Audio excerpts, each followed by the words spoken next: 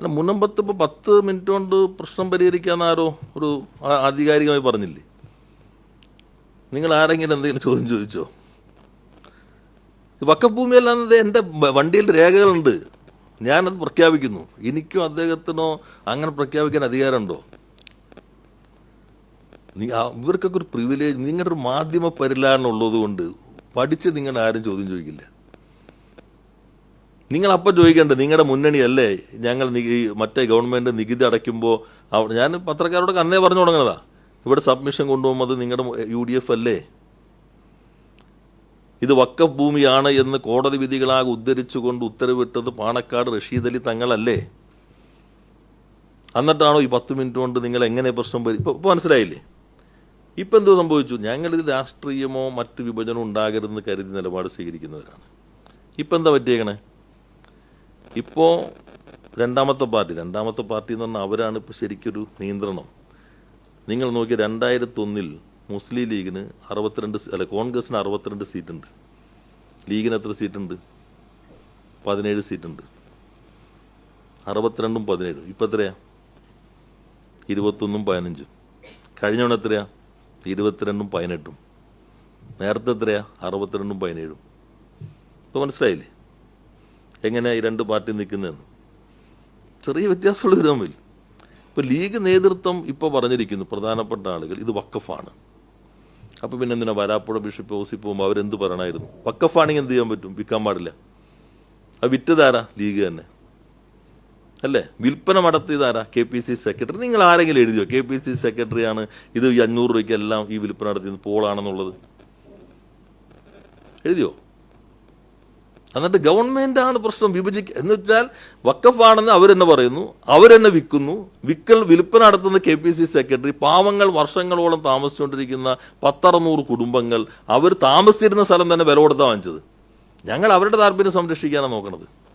യഥാർത്ഥത്തിൽ വരാപ്പുഴ ബിഷപ്പ് ഹൗസിൽ പോയത് ആത്മാർത്ഥമാണ്. ഇപ്പം എന്ത് പറയണം?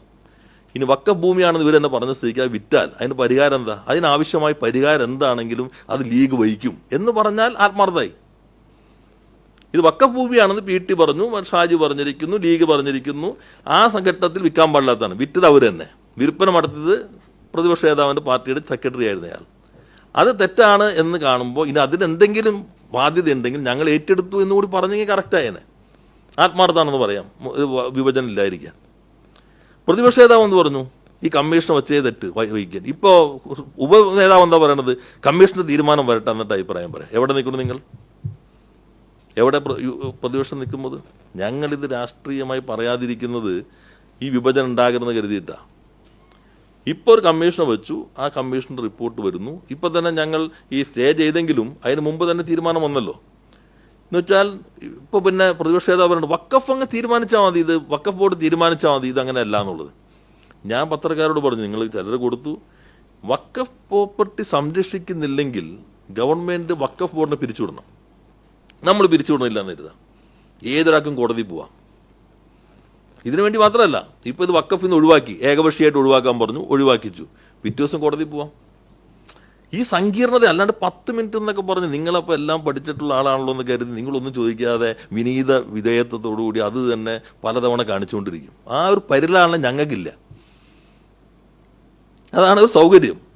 ആരെങ്കിലും ബുദ്ധിമുട്ടുള്ള ചോദ്യം ആരും ചോദിക്കില്ല. ഞാൻ കൊച്ചിയിൽ മാധ്യമപ്രവർത്തകരോട് ചോദിച്ചു, നിങ്ങളുടെ ആരെങ്കിലും, എൻ്റെ കയ്യിലെല്ലാം ഉണ്ട്, വഖഫ് ഓർഡർ ഉണ്ട്. ആദ്യം പറഞ്ഞു VS ഗവൺമെൻറ് വെച്ച് അവരാണ് നിശ്ചയിച്ചത്. ആ ഓർഡർ കൃത്യമായി പറഞ്ഞു ഞങ്ങൾക്ക് അധികാരമില്ല. വഖഫ് ബോർഡിൻ്റെ മുമ്പിലുള്ള കേസുകൾ നിങ്ങൾ പെട്ടെന്ന് തീർക്കണം. നിങ്ങൾക്ക് മാത്രമാണ് വഖഫ് പ്രോപ്പർട്ടിയാണ് അല്ലയോ എന്ന് തീരുമാനിക്കാൻ നിയമപ്രകാരം അധികാരം. അത് വച്ചിട്ട് ഹിയർ ചെയ്തിട്ട് പറവൂർ കോടതിയിലെ വിധി, ഹൈക്കോടതി വിധി, ഡിവിഷൻ ബെഞ്ചിൻ്റെ വിധി എല്ലാം പാരഗ്രാഫ് ഉദ്ധരിച്ചിട്ടാണ് ഇത് വഖഫ് ഭൂമിയാണ് എന്ന് ലീഗിൻ്റെ നേതാവ് റഷീദ് അലി തങ്ങൾ തീരുമാനിച്ചത്. എന്നിട്ടാണ് 10 മിനിറ്റ് കൊണ്ട് ഞങ്ങൾ പരിഹരിക്കാമെന്ന് പറയുന്നത്. ഇത് നമ്മൾ മനസ്സിലാക്കുക. എന്തായാലും ഗവൺമെൻറ് അത്തരം തർക്കങ്ങളിലല്ല ഇപ്പോൾ കേന്ദ്രീകരിക്കുന്നത്. ഞങ്ങൾ അവിടെ ഒരു മുതിർന്ന ഹൈക്കോടതി ജഡ്ജി, ചീഫ് ജസ്റ്റിസ് ആയിരുന്ന ആളെ നിയോഗിച്ചിട്ടുണ്ട്. അദ്ദേഹത്തിൻ്റെ പ്രവർത്തനം ആരംഭിച്ചു കഴിഞ്ഞു. 3 മാസം എന്നാണ് ഗവൺമെൻറ് കണക്കാക്കുന്നത്. പരമാവധി വേഗത്തിൽ തന്നെ പൂർത്തീകരിക്കുന്ന മുഖ്യമന്ത്രി അഭ്യർത്ഥിച്ചിട്ടുണ്ട്. ആ റിപ്പോർട്ടിൻ്റെ അടിസ്ഥാനത്തിൽ ഇവരെങ്ങനെ സംരക്ഷിക്കാം, ഇതാണ് ഞങ്ങളുടെ മുമ്പിലുള്ള പ്രശ്നം. ടേംസ് ഓഫ് റെഫറൻസ് വളരെ ക്ലിയറാണ്. ഇവരുടെ അവകാശം സംരക്ഷിക്കാൻ നിയമപരമായ എന്ത് നടപടി സ്വീകരിക്കണം എന്ന് ഗവൺമെന്റിനെ റെക്കമെൻഡ് ചെയ്യാനാണ്. വെരി സ്പെസിഫിക്, വേറൊന്നുമില്ല. ഈ ഭൂമിയുടെ സ്വഭാവം മനസ്സിലാക്കുക. അവിടെ കാലങ്ങളായി താമസിച്ചിരിക്കുന്ന നിയമപരമായ ബോണോഫൈഡ് ഓക്യുപ്പൻസ്, വളരെ ബോധപൂർവ്വ കൃത്യമായ ടേമാണ് ബോണോഫൈഡ് ഓക്യുപ്പൻസ്, അവരുടെ ലീഗൽ റൈറ്റ്സ് പ്രൊട്ടക്ട് ചെയ്യണം. അതിനെന്താ വേണ്ടത്? അത് ശുപാർശ ചെയ്യുക. അപ്പോൾ അതിനുവേണ്ടി കാത്തിരിക്കുക. മറ്റ് വിവാദങ്ങളിലേക്ക് ഇപ്പോൾ നമ്മൾ പോകേണ്ടതില്ല. സംരംഭക സഭ ആരും മറക്കേണ്ടതില്ല.